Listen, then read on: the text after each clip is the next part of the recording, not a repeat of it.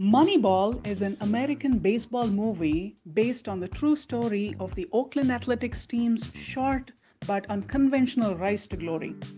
It is a semi biographical account of general manager Billy Beane's decision to adopt novel statistical methods to put together a winning team of undervalued players. The film follows Billy Beane from the point where three of the Oakland A's best and most highly paid players, Johnny Damon, Jason Giambi, and Jason Isringhausen, left the team for greener pastures.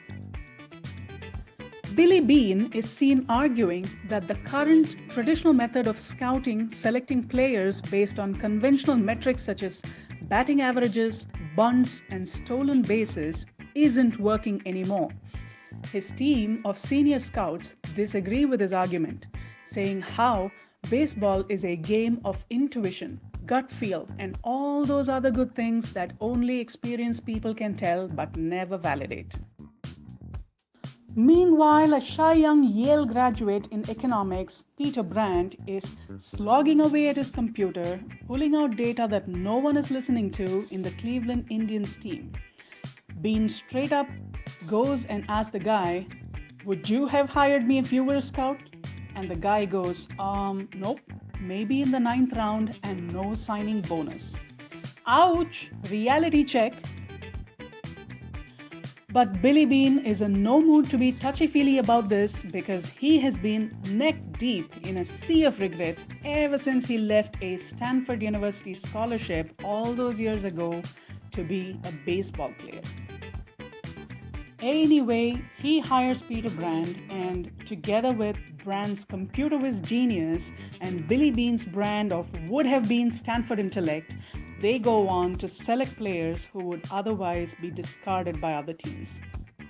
Some of their prominent selections include the supposedly old David Justice, the injured former catcher Scott Hatteberg, and the other guy who throws funny. What does all of this have to do with HR? Well, Moneyball has been a cornerstone for business intelligence ever since the book and the movie came out. For instance, the movie really brought out the breakthrough that big data would have on strategic workplace metrics.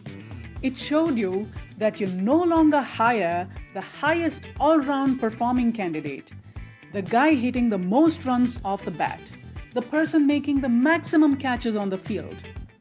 Instead, you only hire people who are the best fit for the strategic direction that your organization is taking in the present.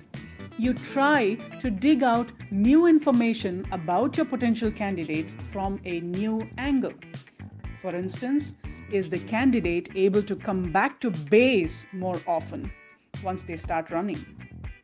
Is the candidate able to do one job really well, even if they were injured or unable to do another job? It takes into account various factors that would enable ordinary folks like yours truly to put together a collective performance that is extraordinary. It focuses on numbers more than it does on the visual aesthetic or other biases that scouts in baseball would usually have. The film also tells us a lot about how money is not the best kind of motivator for employees. As long as the basic needs of food, shelter, and a lifelong supply of toilet paper is assured, employees are more about seeking challenging assignments that push their limits just enough to keep them self-motivated. Organizational psychologists often argue that money actually keeps employees from seeking out intrinsic motivation.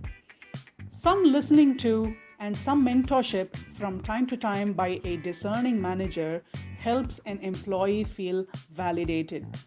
Employees are also encouraged when they get feedback and opportunities to lead.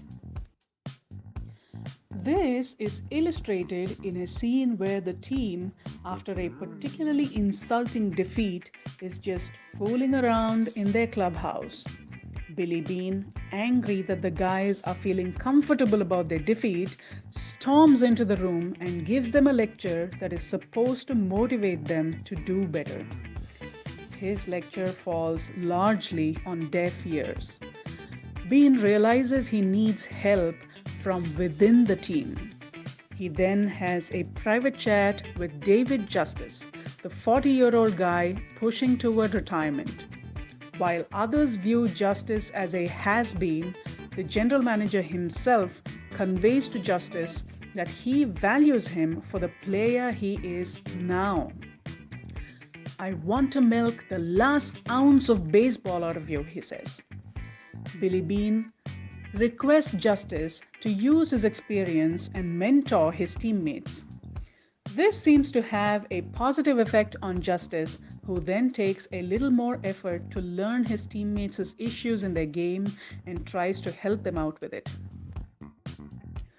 All in all, with one of the poorest teams in all of Major League Baseball, using sabermetrics to identify players who would otherwise not get a chance to play in the big leagues, using unconventional playing sequences, and trading players at strategic points in time, the Oakland A's goes on to win a glorious 20 undefeated wins, thus changing the game of baseball for all time to come.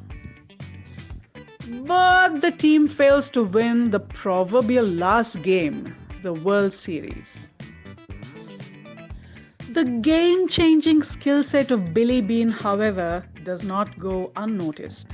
He even gets an offer from the much wealthier team, the Boston Red Sox, with a $12.5 million contract. They needed Billy Beane to help them overcome their infamous curse of the Bambino. Billy Beane, regretting his once money-minded decision, vows never to make such a decision ever again and politely declines the offer. The Boston Red Sox still managed to use his methods and went on to win their World Series title 86 years after their previous World Series win. Beane stays back with an ambition to make the Oakland A's great.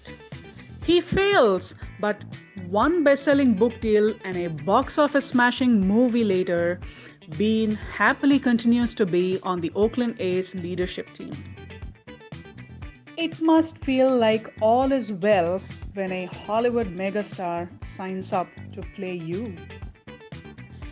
Anyway, that's it from this idiot's HR guide to Moneyball. Hope y'all didn't notice the absolute ignorance on the actual game of baseball and also overlooked any errors in the HR concept breakdowns. Tough times call for comic fails. Stay calm and leave your autoplay on, folks. Peace.